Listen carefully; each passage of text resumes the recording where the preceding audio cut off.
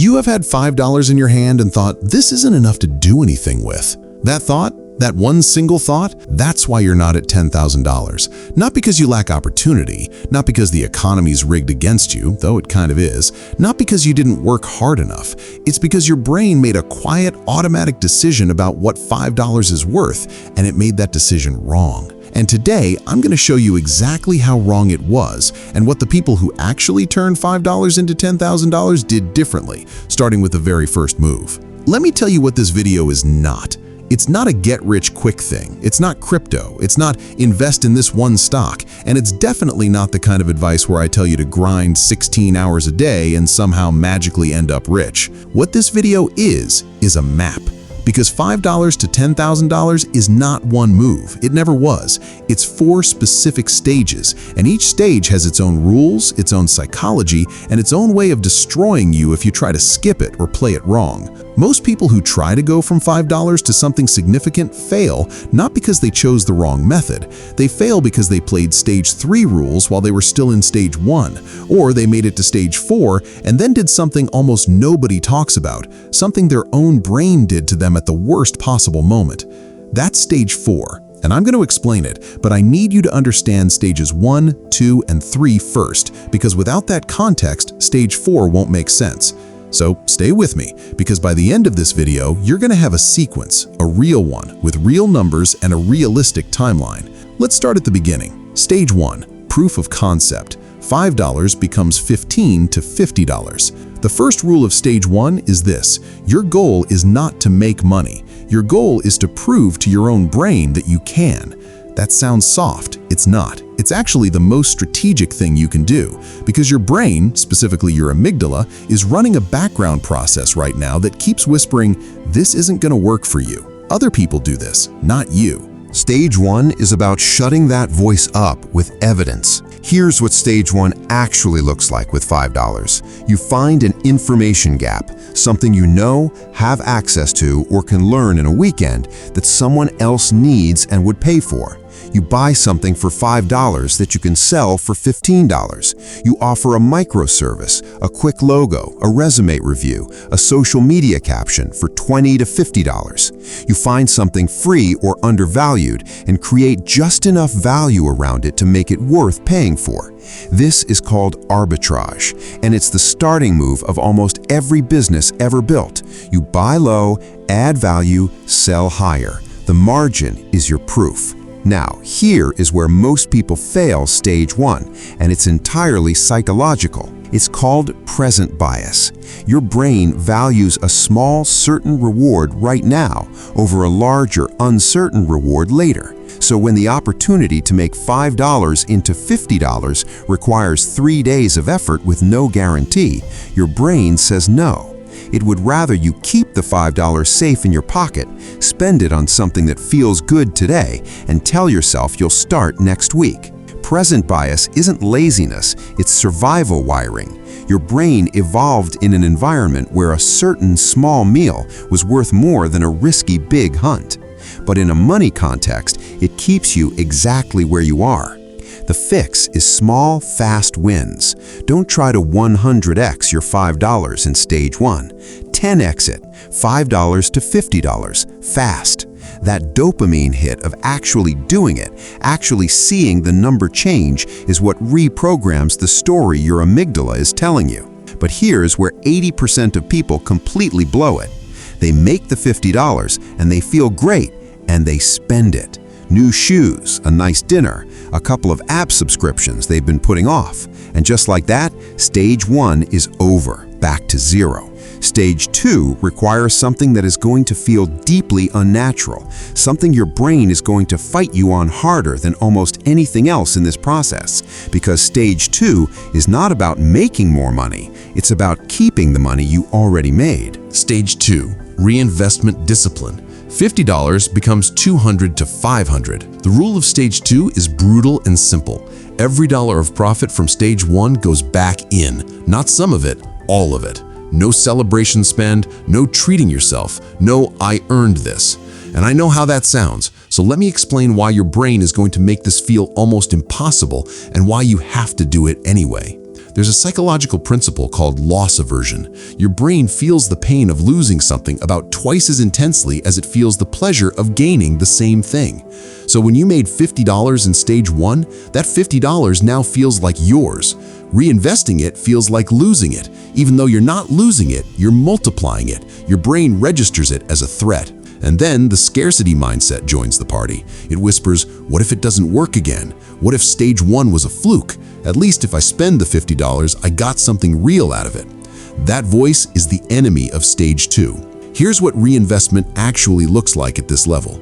You take your $50 and you buy better tools, a slightly better camera, a template pack, a software subscription that makes your stage 1 process faster or higher quality, or you buy more inventory, or you invest in a small amount of paid reach, a boosted post, a targeted ad that gets your microservice in front of more people. The goal of stage 2 is to run the stage 1 process again, but bigger, faster, and with less of your time per dollar made.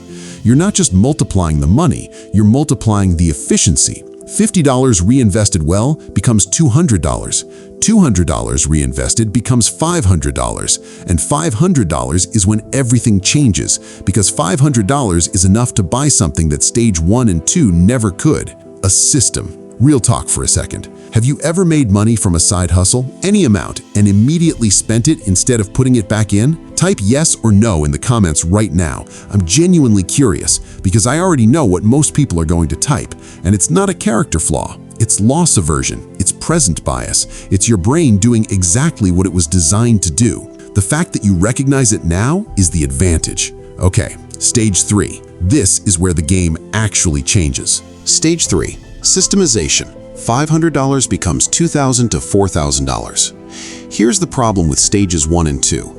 They still require your time. Every dollar made is directly connected to an hour spent. That's fine at the start, but to get from $500 to $4,000, you cannot keep trading hours for dollars. The math doesn't work.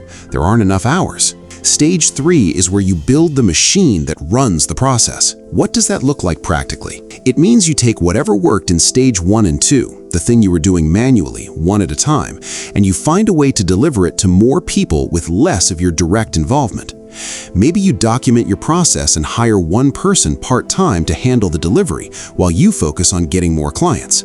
Maybe you package your service into a digital product, a template, a guide, a mini course, so one piece of work sells to dozens of people instead of one. Maybe you build a simple content system that drives inbound leads so you're not manually finding every customer. This is called leverage, and leverage is the only thing that gets you past the time ceiling. Now, here's where stage 3 gets psychologically complicated, and this is important.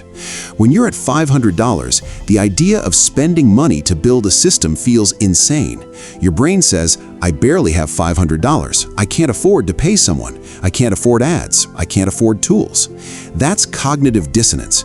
You simultaneously believe, I want to scale, and I can't afford to invest in scaling. Both feel true. They cancel each other out. You stay frozen at $500 for months. The way through is small, specific bets. You don't hire a full-time employee. You hire someone for 5 hours a week on a platform like Fiverr or Upwork. You don't run a massive ad campaign. You run a $50 test. You don't build a full course. You create one PDF that solves one specific problem and see if anyone buys it. The system doesn't have to be perfect in stage 3. It just has to exist, because a bad system beats no system every single time. And when the system starts running, even imperfectly, your $500 starts becoming $1,000, then $2,000, then $4,000. And then something happens, something nobody in the finance space ever talks about. You can see $10,000 from where you're standing. You have $4,000. The system is working. The momentum is real. You are closer to your goal than you have ever been in your entire life. And this is the exact moment most people destroy everything they just built. Not because they made a bad investment, not because the market shifted, not because of bad luck, because of something their own brain did to them, something predictable, something that has a name. And once you know what it is, you can stop it before it stops you. Stage 4, the identity crisis. $4,000 to $10,000. Here's what happens at stage 4 that nobody talks about. You've built something real. Money is moving. The system is working. And somewhere deep in your brain, deeper than strategy, deeper than logic, a quiet alarm starts going off. This isn't right. Not because anything is actually wrong, but because this level of success doesn't match the identity your brain has been running for your entire life. Remember the income identity I've mentioned before? That unconscious number your brain decided represents what people like you are supposed to make? For most people, that number was set years ago by watching their parents, by their neighborhood, by every time someone said, "Be realistic," or "That's not how money works for us." And right now, sitting at $4,000, looking at $10,000, you are about to cross that line. Your amygdala fires. This is unfamiliar. Unfamiliar is dangerous. Pull back. And so, completely unconsciously, you start self-sabotaging. Maybe you suddenly have a big, unexpected expense that wipes out your reinvestment capital. Maybe you lose motivation for the project right when it was gaining traction. Maybe you get distracted by a shiny new idea and pivot, abandoning the thing that was actually working. And the brutal part? It doesn't feel like self-sabotage. It feels like rational decision-making. It feels like life just got in the way.